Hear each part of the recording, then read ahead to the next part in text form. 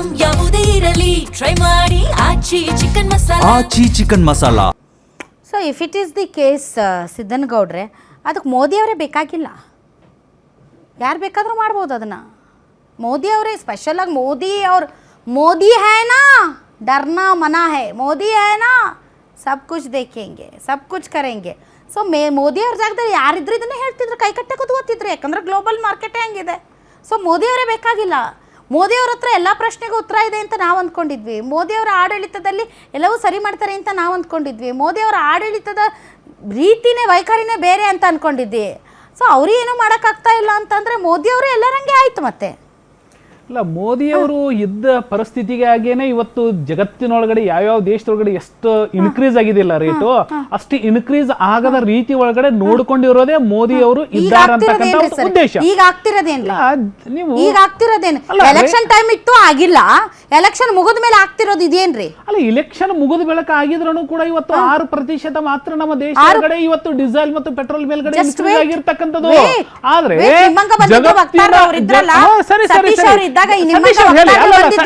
ಆಗದೇ ಇಲ್ಲ ಅಂದಿದ್ರು, price hike ಆಗದೇ ಇಲ್ಲ ಅಂದಿದ್ರು. ಈ ಯುದ್ಧಗಳು ಮುಂದುವರೆದೇ ಇದ್ದಿದ್ರೆ ಅಲ್ಲ, ಇವಾಗ ಈ ಹಿಂದೆ ಸ್ಮೃತಿ ಇರಾನಿ ಅವರು ಏನೋ ಕಂಗನ್ ಕಳಿಸ್ಲಾ ನಿಮ್ಗೆ, ಬಳೆ ಕಳಿಸ್ಲಾ ನಿಮ್ಗೆ ಪಾರ್ಸಲ್ ಮಾಡ್ಲಾ ಅಂತ ಕೇಳಿದ್ರು ಮನಮೋಹನ್ ಸಿಂಗ್ ಅವ್ರಿಗೆ. ನಿಮ್ಗೆ ಬಳೆ ಕಳಿಸ್ಲಾ ನಿಮ್ಮ ಕೈಲಿ ಆಗುತ್ತಾ ಇಲ್ಲ ಅಂತ ಕೇಳಿದ್ರು. ಏನ್ರಿ ಸರ್, ಆವಾಗಲೂ ಜಾಗತಿಕ ಮಾರುಕಟ್ಟೆಯಲ್ಲಿ ತುಂಬ ತೊಂದರೆ ಇತ್ತು, ಆವಾಗಲೂ ಕೂಡ ಸಿಕ್ಕಾಪಟ್ಟೆ ಕ್ರೈಸಿಸ್ ಇತ್ತು. ಆ ಕ್ರೈಸಿಸ್ ಇದ್ದರೂ ಕೂಡ ಇದೇ ನರೇಂದ್ರ ಮೋದಿ ಅವರು ಮುಖ್ಯಮಂತ್ರಿ ಆಗಿದ್ದಾಗ ನಿಮ್ಮ ಕೈಯಲ್ಲಿ ಆಗುತ್ತಾ ಇಲ್ಲ ಕೆಳಗಿಳಿರಿ ಅಂದಿದ್ರು. ಕ್ರೈಸಿಸ್ ಇದ್ದಾಗಲೇ ಅಂದಿದ್ರು. ಫಸ್ಟ್ ಪ್ರಧಾನಮಂತ್ರಿ ಅವರು ಫಸ್ಟ್ ಕೆಳಗಿಳಿರಿ ಅಂತ ಅಂದಿದ್ರು. ಇವತ್ತು ಅದೇ ರೂಲ್ಸ್ ಅವ್ರಿಗೆ ಅಪ್ಲೈ ಆಗಲ್ರಿ ಸರ್? ನೋಡಿ, 2004ರಿಂದ 2014ರವರೆಗೆ ಕ್ರೈಸಿಸ್ ಇರ್ತಕ್ಕಂಥದ್ದು $140 ಏರಿರ್ತಕ್ಕಂಥದ್ದು ಕಚ್ಚಾ ತೈಲದ ಬೆಲೆ ಏರಿತ್ತು. ಅವಾಗ ಬ್ಯಾಲೆನ್ಸ್ ಮಾಡಿರ್ತಕ್ಕಂಥದ್ದು ಯಾವ ರೀತಿಯಾಗಿತ್ತು? 1,34,000 ಕೋಟಿ ರೂಪಾಯಿಗಳ ಆಯಿಲ್ ಬಾಂಡನ್ನು 8.5 ಇಂಟ್ರೆಸ್ಟ್ ನಲ್ಲಿ 2014 ನಂತರ ಆ ಏನು ಬಾಕಿ ಇರ್ತಕ್ಕಂಥ 1,42,000 ಕೋಟಿ ರೂಪಾಯಿಗಳು ಜೊತೆಗೆ 8.5% ಪ್ರತಿ ವಾರ್ಷಿಕವಾಗಿರ್ತಕ್ಕಂಥ ಬಡ್ಡಿ ಸಮೇತವಾಗಿ ಇವತ್ತು ಸಂಪೂರ್ಣವಾಗಿ ತೀರಿಸಿ ಇವತ್ತು ಜಗತ್ತಿನ ಮೇಲೆ ಭಾರತ ದೇಶದೊಳಗಡೆ ಅತಿ ಕಡಿಮೆ ದರದೊಳಗಡೆ ಇವತ್ತು ಡೀಸೆಲ್ ಪೆಟ್ರೋಲ್ ನಾವು ಅವತ್ತಿಂದ 2014ರಿಂದನೂ ಕೂಡ ನಾವೇನು ಲಾಭ ಪಡ್ಕೊಂಡಿಲ್ಲ. ಗ್ರಾಹಕರು ನಾವು ಕೊಟ್ಟಿವಿ ಮಾತ್ರಕ್ಕೆ ಅವ್ರು ತೀರಿಸಿದಾರ್ರಿ ಸರ್. ಒಂದು ನಿಮಿಷ, ನಮ್ಗೇನು ಲಾಭ ಕೊಟ್ಟಿಲ್ಲ, ಅವರು ನಮ್ಮ ಮೇಲೆ ಬರ್ಡನೇ ಹಾಕಿದ್ದು. ನೀವು ಅಲ್ಲಿ ಹೇಳ್ಬೋದು ನಾವು ತೀರ್ಸೀವಿ ಅಂತ. ನಮ್ಗೆ ಗ್ರಾಹಕರಿಗೆ ಏನು ಬೆನಿಫಿಟ್ ಕೊಟ್ಟರೆ ಹೇಳ್ರಿ? ಎದ್ರ ಮೇಲೆ ಅಧಿಕಾರಕ್ಕೆ ಬಂದರೆ ನೀವು ಬೆಲೆ ಏರಿಕೆಯಿಂದ ತತ್ತರಿಸಿದ್ದೀರಾ? ಅಲ್ಲ ಮೇಡಮ್, ನೀವು 2004ರಿಂದ 2016 ಪ್ರತಿಶತ ಎಷ್ಟು ಏರಿಕೆ ಆಗಿದೆ ಅನ್ನೋದನ್ನ ಒಂದು ಸ್ವಲ್ಪ ಗಮನ ಹರಿಸ್ಕೊಳ್ಳಿ.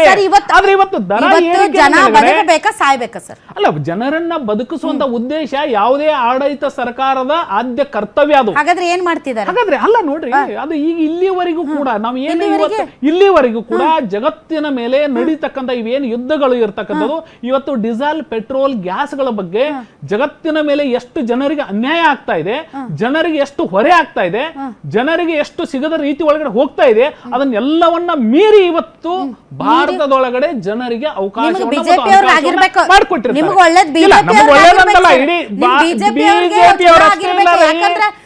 ದೇಶದ ಪ್ರಧಾನಮಂತ್ರಿ ಇರೋದು ಈ ದೇಶಕ್ಕಾಗಿ. ಆದ್ರೆ ಮಾತಾಡಕ್ ಬರ್ತಿಲ್ಲ ಅಷ್ಟೇ ಸರ್. ಯಾರು ಮಾತಾಡ್ತಾರೆ ನೋಡ್ರಿ ನೀವು. ಇವತ್ತು ನೀವು ನೋಡಿ, ಇವರು ಯಾರು, ನಮ್ಮ ಕಿರಣ್ ರಿಜಿಜು ಅವರು ಈ ದೇಶದ ಸಚಿವರು. ನಿಮ್ಮ ಸಂಬಿತ್ ಪಾತ್ರ ಭಾಳ ದೊಡ್ಡ ವಕ್ತಾರರವರು. ಅವರೀಗ ಸಂಸತ್ ಸದಸ್ಯರಿದ್ದಾರೆ. ಅವ್ರು ಯಾರು ಬೆಲೆ ಏರಿಕೆ ವಿರುದ್ಧ ಮಾತಾಡ್ತಾರೆ, ಯಾರು ಪೆಟ್ರೋಲ್ ಡೀಸೆಲ್ ಬೆಲೆ ಏರಿರೋ ಬಗ್ಗೆ ಮಾತಾಡ್ತಾರೆ, ಯಾರು ಜನರ ಸಮಸ್ಯೆಗಳ ಬಗ್ಗೆ ಮಾತಾಡ್ತಾರೆ, ಅವ್ರಿಗೆ ಪಾಕಿಸ್ತಾನ ಕಳಿಸ್ರಿ ಅಂತಾರೆ. ಅವ್ರು ಅದ್ಯಾವುದೋ ಅವನು ಯಾರಪ್ಪ, ಅವನ ಹೆಸರೇ ಬರಲ್ಲ ನೋಡಿ, ಜಾರ್ಜ್ ಸೊರಾಸ್ ಪಿತೂರಿ. ಈ BJP ಸರ್ಕಾರವನ್ನು ಅಲುಗಾಡಿಸೋದಕ್ಕೆ ಪಿತೂರಿ ಮಾಡ್ತಾ ಇದ್ದಾರೆ. ಆ ಪಿತೂರಿಯ ಭಾಗವಾಗಿ ಇವರೆಲ್ಲ ಮಾತಾಡ್ತಿದಾರಂತೆ. ಎಲ್ಲರಿಗೂ ಒಂದು ಹಣೆಪಟ್ಟಿ ಕಟ್ತಿರಲ್ಲ. ಜನ ಮಾತಾಡ್ಬಾರ್ದೇನ್ರಿ ಬೆಲೆ ಏರಿಕೆ ವಿರುದ್ಧ? ವಿಚಾರ ಮಾಡಿ ಮಾತಾಡ್ಬೇಕು. ಏನ್ ವಿಚಾರ ಮಾತಾಡ್ಬೇಕು? ಅಂದ್ರೆ ಸಾಯೋಣ ಅಂತೀರಿ? ಸಾಮೂಹಿಕ ಸಾಯಬೇಕು ಅನ್ನುವಂತ ವಿಚಾರದೊಳಗಡೆ ಯಾರು ಇಲ್ಲ. ಇದೇನು ಹಿಟ್ಲರ್ ಆಡಳಿತ ಸಾಯಬೇಕು ಮಟ್ಟಬೇಕು ಕೇಳಬಾರ್ದು ಅನ್ನೋದಲ್ಲ ರೀ, ಕೇಳಬಾರ್ದು ಯಾರು ಕೇಳುವಂತಹ ಯಾವಾಗಲೂ ಕೂಡ ನಿಮ್ಮ ಹತ್ರ ದುಡ್ಡು ಐತ್ರಿ ಸರ್, ನೀವು ಚಲೋ ಸರ್ವೈವ್ ಆಗ್ತೀರಿ. ದುಡ್ಡು ಇಲ್ದೇ ಇರೋರು ಏನ್ ಮಾಡ್ಬೇಕು ಸರ್? ಅಲ್ಲ, ದುಡ್ಡು ಇಲ್ಲದವ್ರಿಗೂ ಕೂಡ ಇದ್ದವರು ಕೂಡ ಒಂದೇ ರೀತಿ ಒಳಗಡೆ ಈ ಜಗತ್ತಿನೊಳಗಡೆ ಸಮಾನವಾಗಿ ಇರ್ಬೇಕಂತಕ್ಕಂಥದ್ದು ಸರ್ವರಿಗೂ ಸಮಪಾಲು ಸಮಬಾಳು ಅಂತಕ್ಕಂಥ ತತ್ವದ ಅಡಿಯೊಳಗಡೆ ಬರ್ಯಾಕ ಮಾತಾಡಕ್ ಚಲೋ. ಇವತ್ತು ಒಬ್ರಾದ್ರೂ ಮಾತಾಡ್ತಾರ. ಅದೇ ಎಲೆಕ್ಷನ್ ಟೈಮಲ್ಲಿ ಏನು ಭಾಷಣ ಹೊಡೆದ್ರ ಬಾಬಾ ಇವ್ರ ಭಾಷಣಗಳು ಕೇಳಬೇಕು. ಏನು ಇಂದ್ರ ಚಂದ್ರ ಎಲ್ಲ ದೈವಲೋಕವನ್ನೇ ಭೂಮಿ ಮೇಲೆ ತಂದಿಟ್ಟಾರೇನೋ ಅನ್ನೋ ಲೆವೆಲ್ಗೆ ಮಾತಾಡಿದ್ರು. ಇವತ್ತು ಬೇರೆ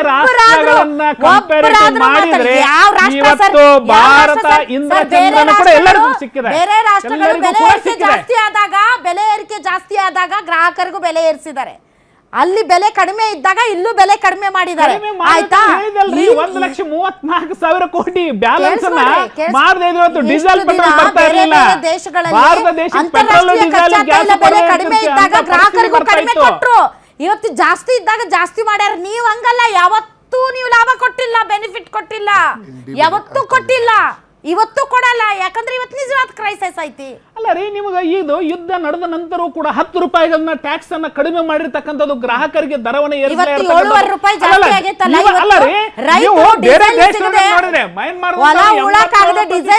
ಡೀಸೆಲ್ ಸಿಗದೆ ಜನ ಪೆಟ್ರೋಲ್ ಬಂಕ್ ಅಲ್ಲಿ ರೈತರು ಸಾಯ್ತಿದಾರಲ್ಲ. ಸರ್ಕಾರ ಇರ್ತಕ್ಕಂಥ ರಾಜ್ಯದೊಳಗಡೆ ವ್ಯಾಟ್ ಅನ್ನ ಕಡಿಮೆ ಮಾಡಿರ್ತಕ್ಕಂಥದ್ದು ನಮ್ಮ ರಾಜ್ಯದೊಳಗಡೆ ಯಾಕೆ ಮಾಡಕ್ ಆಗ್ತಾ ಇಲ್ಲ? ಕೇಂದ್ರ ಸರ್ಕಾರ 10% ಇಳಿಸಿರ್ತಕ್ಕಂಥದ್ದು ಅದು ಗ್ರಾಹಕರಿಗೆ ಕೊಟ್ಟಿರ್ತಕ್ಕಂಥ ಲಾಭ ಅಲ್ವಾ? ಅದು ಎಷ್ಟು ರೂಪಾಯಿ? 10 ರೂಪಾಯಿ. ಎಷ್ಟು ರೂಪಾಯಿ? ಪ್ರತಿ ಲೀಟರ್ಗೆ 10 ರೂಪಾಯಿ. ಅದು ಎಲ್ಲಿ ಇವತ್ತು ಕೇಂದ್ರ ಸರ್ಕಾರ ಕಡಿಮೆ ಮಾಡಿರ್ತಕ್ಕಂಥ ನೋಡ್ರಿ, ತೆಗೆದು ನೋಡಿ, ಇತಿಹಾಸವನ್ನು ನೋಡ್ರಿ. ಫೆಬ್ರವರಿ 2ರಿಂದ ನಾವು ಕೋಲ್ಕತ್ತಾದಲ್ಲಿ ಯಾರ ಸರ್ಕಾರ ಐತಿ ಸರ್?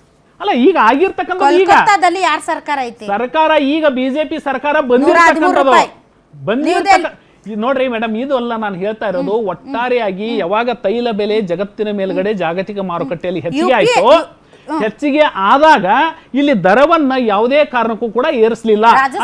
ಯಾರ ಸರ್ಕಾರ ಐತಿ ಸರ್? ಅಲ್ಲ ರೀ, ಬಿಜೆಪಿ ಸರ್ಕಾರನೇ ಇರೋದು. 113 ರೂಪಾಯಿ. ಇವತ್ತು ಇವರು ಆಕಸ್ಮಿಕವಾಗಿ 10 ರೂಪಾಯಿಯನ್ನ ಇಳಿಸ್ತಾ ಹೋಗಿದ್ರೆ ಇವತ್ತು ಅದು ಪಾಟ್ನಾದಲ್ಲಿ ನೇತೃತ್ವದ ಸರ್ಕಾರ ಅಂತ ಹೇಳಿ ಪಾಟ್ನಾ ಬಿಹಾರದಲ್ಲಿ ಯಾರ ಸರ್ಕಾರ ಐತಿ? ಅಲ್ಲ, ನಮ್ದು ಸರ್ಕಾರ 113 ರೂಪಾಯಿ 50 ಪೈಸೆ. ಹೇಳಿ, 113 ರೂಪಾಯಿ 50 ಪೈಸೆ. ಮತ್ತೆ ಅಲ್ಲೇ ಕಡಿಮೆ ಮಾಡಿಲ್ಲ ಅವರು? ಅಲ್ಲ ರೀ, ಒಂದೊಂದು ರಾಜ್ಯಕ್ಕೂ ಒಂದೊಂದು ಟ್ರಾನ್ಸ್ಪೋರ್ಟ್ ರೇಟ್ ಇರುತ್ತೆ ರೀ. ಅದ್ರೊಳಗಡೆ ಡಬಲ್ ಸ್ಟ್ಯಾಂಡ್ ಬೆಂಗಳೂರು ಒಂದ್ ನಿಮಿಷ, ಬೆಂಗಳೂರಲ್ಲಿ 110 ರೂಪಾಯಿ ಐತಿ, ಇಲ್ಲಿ ಮಾತ್ರ ಮಾಡಿಲ್ಲ. ಬಿಜೆಪಿ ರೂಲ್ ಸ್ಟೇಟ್ ಅಲ್ಲಿ ಮಾಡಿದೀವಿ ಅಂದ್ರಲ್ಲ, ಮತ್ತೆ ಹೇಳ್ರಿ ಪಾಟ್ನಾ ಬಿಹಾರದಲ್ಲಿ ಯಾರಿದಾರ? ಬಿಹಾರ್ ಇರ್ಬೋದು, ಪಾಟ್ನಾ ಇರ್ಬೋದು, ರಾಜಸ್ಥಾನ ಇರ್ಬೋದು, ಗುಜರಾತ್ ಇರ್ಬೋದು. ಇವತ್ತು 22 ರಾಜ್ಯಗಳಲ್ಲಿ ಭಾರತೀಯ ನೇತೃತ್ವದ ಸರ್ಕಾರ. 113 ರೂಪಾಯಿ ವೆಸ್ಟ್ ಬೆಂಗಾಲ್ ಅಲ್ಲಿ ಏನ್ರಿ ಸರ್? ಜೈಪುರ್ ರಾಜಸ್ಥಾನ್ 113 ರೂಪಾಯಿ, ಬಿಹಾರ್ 113 ರೂಪಾಯಿ. ಇನ್ಯಾವ ಸ್ಟೇಟ್ ಹೇಳ್ತೀರಿ ನೀವು?